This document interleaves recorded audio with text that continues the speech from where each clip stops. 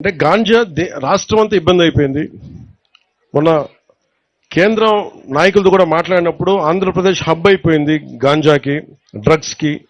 దీనిపై చర్యలు తీసుకోవాలనే క్రమంలో భాగంగా ముఖ్యంగా అల్లూరు సీతారామరాజు జిల్లా నుంచి మన అమిత్ బర్దర్ గారు, ఎస్పీ గారు ఇది ఇనిషియేట్ చేశారు. ఇది యువత గంజాయిని సేవించడానికి బానిసలు అయిపోతే మటుకు జీవితం, ఆరోగ్యం ఎలా దెబ్బతింటుంది, ఎలా కోల్పోతున్నారు, ఏమైపోతుందంటే మనం నేర ప్రవృత్తి పెరిగిపోతుంది. పని మనసులో 100 ఆలోచనలు వస్తే అన్ని ఆలోచనల మీద మనం మాట్లాడడం. అదే కనుక మాదక ద్రవ్యాలు తీసుకుంటే చేసేయచ్చని ఒక బలం వచ్చేస్తాయి. అందుకే ఈ మాదక ద్రవ్యాలు చాలా డేంజరస్. అది కూర్చొని చూడండి, పసిబిడ్డల్ని పాడు చేసేయటం కానీ, చంపేయటం కానీ, ముసలోళ్ళని చంపేయటం కానీ, ఇవన్నీ చాలా ఇబ్బందికరమైన పరిస్థితులు ఉన్నాయి. అందుకని ఇనిషియేటివ్ స్టార్ట్ చేశారు.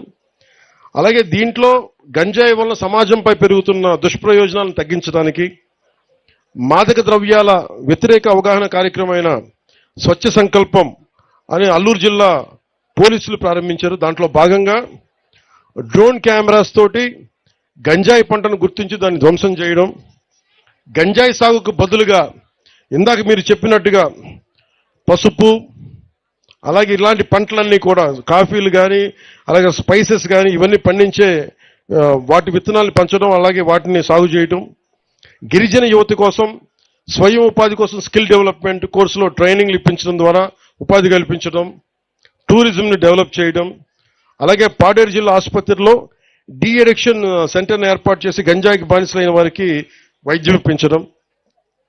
అల్లూరు జిల్లా పోలీసులు తరచుగా గ్రామాల్లో పర్యటించి గంజాయి వల్ల కలిగే ఈ దుష్ఫలితాలని ప్రజలందరికీ వివరించి దూరంగా వారందరినీ ఉండేటట్లు సరైన అవగాహన కల్పించడం.